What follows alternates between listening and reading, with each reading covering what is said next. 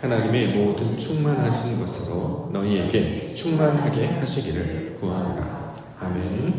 에베소서 3장 16절부터 19절까지 본문입니다. 하나님 함께 우리 함께 하나님의 충만함을 받는 교회라는 말씀의 제목입니다. 2025년도 제4차 전교인 특별 새벽기도의 마지막 날 새벽 아침인데요.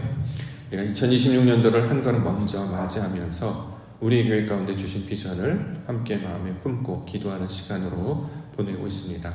2026년도 우리 옥토교회 가운데 주신 교회 비전은 하나님 함께 우리 함께 였습니다. 하나님 함께 하실 때에 그리스도께서 우리와 함께 하실 때에 어떤 영광이 우리 가운데 나타나는지를 보여주시고 이것을 소망하며 기도로 품게 하여 주셨던 거죠. 자, 하나님 함께 그리스도 함께 하실 때에 약속에 참여하는 교회가 될 것이다. 첫째 날 주셨고, 둘째 날에는 함께 일꾼이 되는 교회가 되게 하실 것이다. 셋째 날에는 지혜를 알게 되는 교회가 되게 하실 것이다. 그리고 어제는 하나님께 나아감을 얻는 교회가 되게 하실 것이다. 이렇게 약속을 주셨습니다. 오늘은 결론 약속인데요. 하나님의 충만함을 받는 교회가 되게 하신다. 자, 이렇게 증거하고 있습니다. 19절에 나와 있습니다. 19절 말씀, 그 너비와 길이와 높이와 깊이가 어떠함을 깨달아 하나님의 모든 충만하신 것으로 너희에게 충만하게 하시기를 구하노라. 자, 충만이라는 단어 나왔는데요. 충만, 가득 차다 또는 채우다 라는 뜻을 가지고 있는 말입니다. 예컨대 마가복음 6장 42절에 남은 떡 조각과 물고기를 12바구니에 차게 두었다, 가득 채웠다 라는 뜻이 되겠죠. 로마서 11장 25절, 이 비밀을 너희가 모르기를 내가 원치 아니하노니 이 비밀은 이방인의 충만한 수가 들어오기까지. 자, 하나님께서 말씀하신 그 온전함과 완전한 숫자가 채워진다라는 뜻이고, 에베소서 4장 13절 말씀에 보면 우리가 다 하나님의 아들을 믿는 것과 아는 일에 하나가 되어 온전한 사람을 이루어 그리스도의 장성한 분량이 충만한 데까지 이르를 것이다. 자, 육신의 사람이 하늘에 속한 사람으로 성장하며 장성하며 나아가는 그 성장을 의미하는 말로도 우리가 주고 있습니다. 그러므로 충만이라고 하는 것은 하나님이 가지고 계신 속성이라는 거예요. 하나님은 항상 채우시는 분이라는 거죠. 성장하게 하시고 자라게 하십니다. 예전에 우리 교회에 등록하셨던 성도님들 어떻게 해서 이 교회에 오셨습니까? 또 어떻게 해서 등록까지 하시게 됐습니까? 라는 고백을 들었을 때 그분의 말씀이 늘 마음 가운데 기억이 남습니다. 교회를 지나가다 들렸는데 교회가 비어있더라고요. 그래서 내가 채워야 되겠다 이런 마음을 주셔서 등록하게 됐습니다. 자, 하나님의 비전을 통해서 채우려고 하는 속성이 하나님의 속성이라는 거예요. 자, 뭔가 부족한 것이 있으면 완전하게 채우게 되고, 자, 그것으로 성장하게 되고, 그래서 그 하나님의 충만함을 그대로 받는 자들이 하나님을 따르는 그 충만을 받는 교회들의 모습이 되고 있습니다. 그러므로 충만케 하시는 하나님께서 우리를 충만케 하시는 것은 우리도 그런 충만으로 모든 것들을 채워 나아가며 또 자라게 하며 그것들을 성숙해 나아가는 것으로 설명하고 있는 것이죠. 황폐했던 땅이 옥토로 변하고 무지했던 사람이 지식을 알게 되고, 내 안에 하나님을 아는 지식이 없어서 아는 것도 없고 찾는 것도 없고 구하는 것도 없던 자들이 이제 채워지고 차고 나니까 하나님이 기뻐하시는 하나님의 쳐서 그 성전이 되어가는 모습으로 채워질 때 마치 방주가 완성되고 예루살렘 성이 완성되는 것처럼 우리가 그리스도의 모습을 닮아가는 것처럼 그 충만케 하시는 하나님의 놀라운 역사가 저와 여러분들 가운데도 나타나게 해주실 줄 믿습니다. 그러므로 하나님의 충만, 우리의 충만이 되게 하여 주옵소서. 이렇게 마지막 날 기도 제목 담고 기도 가운데 나아가는 기도의 시간 되기를 소망합니다. 자, 하나님께서 어떤 것들을 채우시는지 보겠습니다. 16절, 그의 영광의 풍성함을 따라 그의 성령으로 말미암아 너희 속사람을 능력으로 강건하게 하시오며. 자, 하나님이 채우시는 첫 번째 대상은 속사람입니다. 이걸 우리가 이제 새 마음이라고 받기도 했죠. 속사람, 겉사람이 아니라 속사람. 이걸 다른 말로 마음이라고 이야기합니다. 이걸 성전의 비유로 하면 지성소의 개념이 되죠. 결국 우리의 마음밭이, 우리의 속에 있는 생각과 태도가 하나님의 능력으로 말미암아 강건하게 된다. 이게 이제 에스겔이라는 뜻이잖아요. 강하게 하시다. 자, 어떻게 해야 강하게 되느냐, 힘이 있게 하시냐? 하나님의 말씀이 우리 안에 들어와야 된다는 거예요. 하나님의 말씀이 들어오는 이유는 그래야 하나님의 것을 알 수 있기 때문이죠. 하나님은 하나님 영이시기 때문에 우리가 그대로 받지 못해서 말씀을 통해, 율법을 통해, 성전을 통해 우리 가운데 전해주셨습니다. 자, 말씀을 그대로 받으면 써서 먹지 못해요. 딱딱해서 깨뜨리지 못한단 말이죠. 어떻게 해야 되느냐? 그리스도를 통하여서, 여기 보면 성령으로 말미암아, 여기서 말하는 성령은 레마가 되겠죠. 그리스도의 말씀, 그리스도께서 해석해 주신 그 말씀으로 이해를 해야 그 말씀에 그 안에 담겨져 있는 의도와 속뜻이 무엇인지를 알게 된다. 왜 그러냐면 그래야 우리 안에 들어오기 때문입니다. 그래서 이 말씀을 받게 되면 나타나는 특징이 뭐냐면 내 말씀으로 자꾸 여기는 거예요.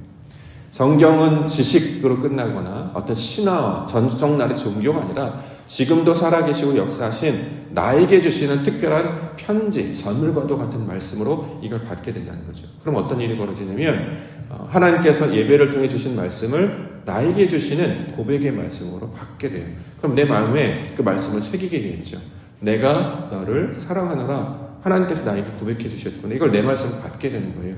자, 너희는 하나님과 함께 우리와 함께하는 백성들이 되어라. 나에게 주시는 말씀이구나. 그래서 그 말씀이 내 안에 들어오게 되면 이 말씀을 가진 자가 된단 말이죠.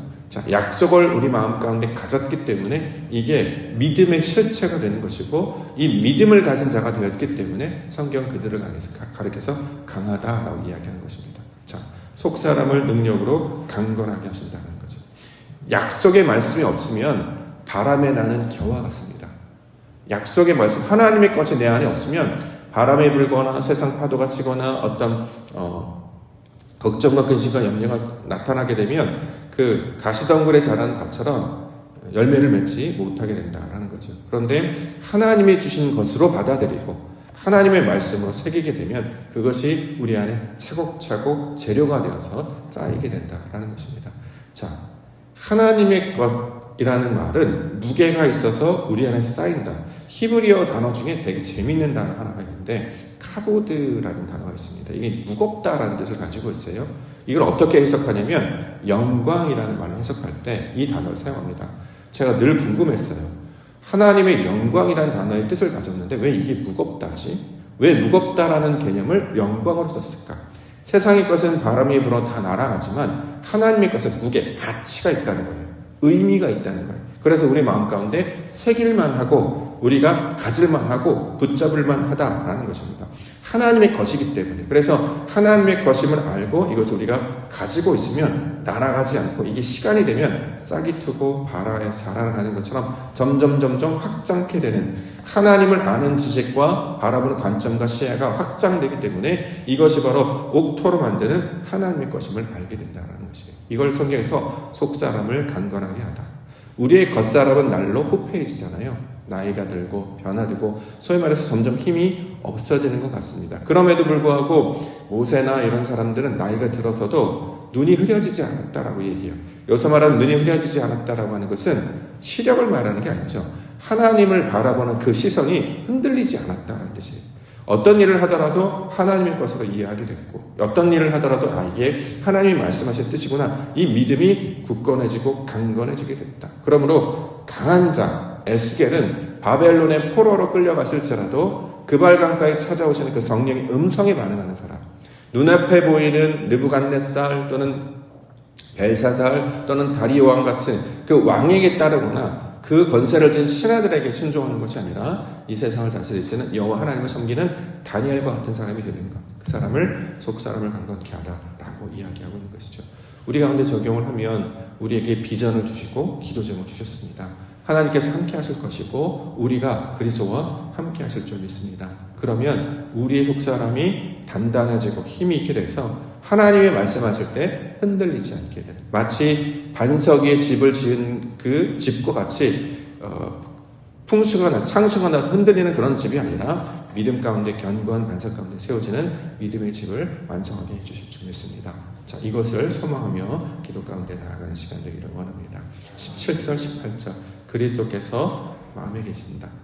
믿음으로 말미암아 그리스도께서 너희 마음에 계시게 하시옵고 너희가 사랑 가운데 뿌리가 박히고 터가 굳어져서 능히 모든 성도와 함께 지식에 넘치는 그리스도의 사랑을 알고.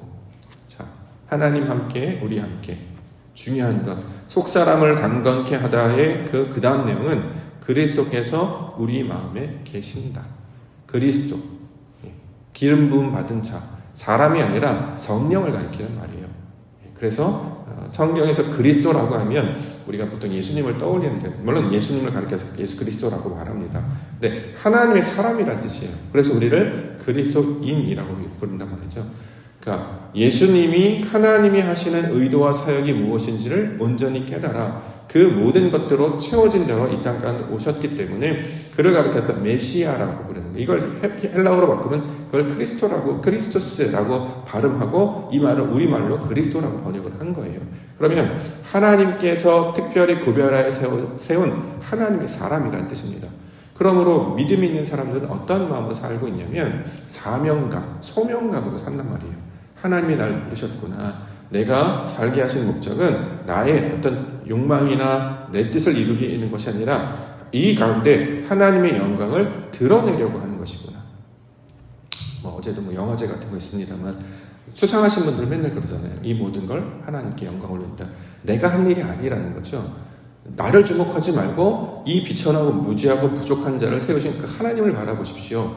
그러면 똑같이 적용이 되기 때문에 아무런 적용이나 조건이 없이 그의 은혜로 말미암아 여기까지 왔을 뿐입니다. 그걸 이제 나타나게 한다라는 거죠. 이처럼 하나님의 의도와 뜻이 무엇인지를 받들어 나아가는 그 아담들, 성령으로 거듭나서 하나님 안에 있는 그 아담들을 성경은 그리스도인이라고 부르고 있는 것입니다. 그들의 특징은 뭐냐면 하나님께서 독생자 아들을 보내셔서 믿는 자마다 멸망치 아니하고 구원을 얻게, 영생을 얻게 하려 하신다라고 요한복음 3장 16절에 말씀하고 있기 때문에 우리로 영생을 얻게 하십니다. 영생, 영원이라는 생명, 이렇게 번역하면 좋습니다. 우리는 영원이 아니잖아요. 우리는 시간과 공간, 인물과 사건에 갇혀 산단 말이에요. 그렇죠? 지금 2025년도 오늘 이렇게 세계 안에, 나의 육신 안에, 서울 대한민국이라는 이 석천동 안에 이렇게 그 공간 안에 보통 보면 그 안에 있단 말이에요. 그러면 사람들이 이 안에 펼쳐지는 것에 갇혀서 살아요. 눈에 보이는 대로, 말씀을 듣는 대로 그렇게 하는데 우리는 갇혀 사는 게 아니라 하늘을 보고 사는, 영원을 향해 나아가는 자들로 바뀌게 된다는 거예요. 관점이, 차원이 바뀌게 된다. 매번 말씀드립니다만 2차원에서 3차원으로 바뀌죠. 땅에 사는 사람이 아니라 입체로 사는 사람. 그렇기 때문에 다양한 관점으로 세상의 물건들을, 또 상황들을 이해할 수 있어요. 이렇게 앞면만 보니까 손을 이렇게 해서 뒤에 뭐가 있는지 안 보이잖아요. 그러니까 요것만 보면 이게 전부인 줄 알고 살다가 우리가 이제 하나님의 영광을 아는 사람이 되면 이 뒷면이 어떤 모양이라는 것을 상상할 수 있게 된단 말이죠. 또 이것을 기대하며 살아갈 수 있는 자들. 그래서 터널을 만날 때 지금 눈에는 어둠이지만 시간이 지나면 빛이 나오는 저희가 마침내 나아가게 될 것이다. 사계절을 지나면서 지금은 비록 가을에서 겨울로 접어들지만 봄은 반드시 오게 될 것이다. 밤을 지나지만 우리가 아침을 맞이해서 새벽에 오는 것처럼 그 다음에 뭐가 올 것이다 하는 걸 알게 되는 거예요. 우리가 왜 알게 되느냐? 영원이라는 관점을 가지고 살기 때문에 그렇습니다. 그렇기 때문에 지금 당장 이루어져야 돼. 지금 당장 내 안에 잡혀야 돼. 지금 뭐 해야 돼. 눈앞에 보이는 대로 이렇게 욕망했던 사람들이, 그것 때문에 좌절하거나 낙심하거나 때로는 교만했던 그 사람들이 길게 보는 사람으로 바뀌게 된단 말이죠. 그래서 우리의 걸음도 길고 우리 시야도 넓고 폭넓게 바라보고, 그러면 작은 일에 흔들리지 않게 되고 우리의 마음이 요동하지 않게 된다는 것입니다. 우리의 시각과 관점과 생각이 하나님의 수준으로 확장되는 것. 그래서 영원을 따라 살아가는 사람들로 만들어주시는 것을 성경에서 구별된 자, 거룩한 자들이다 라고 부르고 있는 것입니다. 자, 그 자들이 바로 그리스도를 닮아간다라는 거죠. 그리스도의 대표적인 특징은 뭐냐면 자신의 뜻대로 하지 않았잖아요. 왜 그러냐면 이 세상의 주인이 누군지를 알았기 때문에, 하나님이시기 때문에 하나님의 뜻대로 하실 거야. 하나님의 뜻은 뭐냐면 다 때가 있어. 좋을 때가 있고 슬플 때가 있고 심을 때가 있고 거둘 때가 있고, 이 때에 따라 사는 것이지 하나가 계속 가지 않아. 그렇기 때문에 그 순간 아직 때가 되지 않았던 사람은 때를 준비하며 맞이하며 살면 되는 것이고, 때가 온 것 같은 사람들은 그것을 하나님께 감사하면 되는 것이고, 때가 계속 있지 않아요. 또 지나간단 말이죠. 그러면 산에서 올라갔다 내려와서 준비하는 것처럼 내려오는 길도 아름답게 주와 동행하며 나아가면 그것이 바로 쉴만한 물과 푸른 초장이 될 것이다. 자, 이렇게 말씀하고 있단 말이죠. 그러므로 그리스도의 사랑을 아는 자들은 요동하지 않고 흔들리지 않고 살아가게 된다라는 것을 가르쳐주고 있습니다. 그래서 이걸 구체적으로 그 다음에 범위로 설명합니다. 19절. 그 너비와 길이와 높이와 깊이가 어떠함을 깨달아 하나님의 모든 충만하신 것으로 너희에게 충만하시기를 구하노라. 입체적이잖아요. 너비, 그렇죠? 길이, 가로 세로, 높이도 있고 깊이도 있고 정육면체라는 거 아니겠습니까? 원래 과학에서도 가장 작은 소립자를 그 현미경을 들여봤더니 정육면체였잖아요. 그래서 그 소금으로 많이 이해를 하면 좋습니다. 소금도 정육면체예요. 그러니 그 겨자씨보다 더 작은 그 소금, 밴댕이 소갈딱지만 했던 우리 마음이, 우리 속사람이 하나님의 깊이와 넓이를 확장된다는 거예요. 그래서 점점 이해하는 폭도 넓어지고 받아들이는 폭도 넓어지고 그 깊이가 뭔지도 알게 되고 그 높이가 어떤 것들을 알게 되고 그러니까 품이 점점 확장되는 것이죠. 그래서 요한계시록에 보면 거룩한 성체 예루살렘이 하늘에서 위로돼 우리는 임재해요. 그래서 그걸 우리가 덮어쓰는 그리스의 옷으로 갈아입는 모양으로 주고 있단 말이죠. 나는 원래 이 정도의 모습밖에 되지 않았는데 하나님의 그 크심이 내 안에 들어와 나도 큰 자가 되는 거예요. 그래서 원래 하나님은 크신 분이고 우리 작은 자였는데 그 크신 분을 닮아가는 자가 되는 것을 성경에서 구원의 개념으로 설명하고 있는 것입니다. 그러면 예전에는 이렇게밖에 생각하지 못했던 사람이 어이구 이렇게까지 생각하네요. 이거밖에 몰랐던 사람이 어이구 이렇게까지 하네요. 그래서 뭐라고 합니까? 괜찮아 라고 얘기하는 거예요. 그럴 수 있어 라고 얘기해요. 아무 일도 아니야. 하나님께서 하실 거야. 아무런 걱정하지 마. 이렇게 이야기한단 말이죠. 당장에 뭐가 있으면 기쁠 것 같고 당장에 뭐가 없으면 슬플 것 같은데 그렇지 않다라는 거예요. 하나님께서 이 땅 가운데 보내신 생명들은 그냥 태어난 것이 아니라 마땅히 있어야 할 것들을 아시는 분이라. 그러므로 우리 인간이 사람이 다른 것과 구별되는 특징은 뭐냐면 그 보이지 아니하는 하나님을 아는 백성. 사람들은 물질 세계에 있는 사람들은 물질 세계밖에 바라보지 못하지만 믿음이 있는 자들은 그 믿음 너머에 있는 그 초월하는 그 존재를 이해하고 깨달아 알기 때문에 그 충만함을 날마다 소망하며 나아가게 된다는 것입니다. 그랬을 때 눈에 보이는 펼치는 황폐한 땅이 보이면 충만을 배우게 되니까 땅을 기경하고 씨를 뿌리고 농사를 짓고 무엇이 부족하면 또 손을 대고 이렇게 가꾸어가고 길러가고 아름답게 만드는 것을 그 본자들, 그 능력 있는 자들에게 맡겨주셨다라는 것이죠. 옥도교회가 더 충만한 하나님의 정전으로 하나님의 교회로 채워지는 은혜의 역사가 있기를 소망합니다.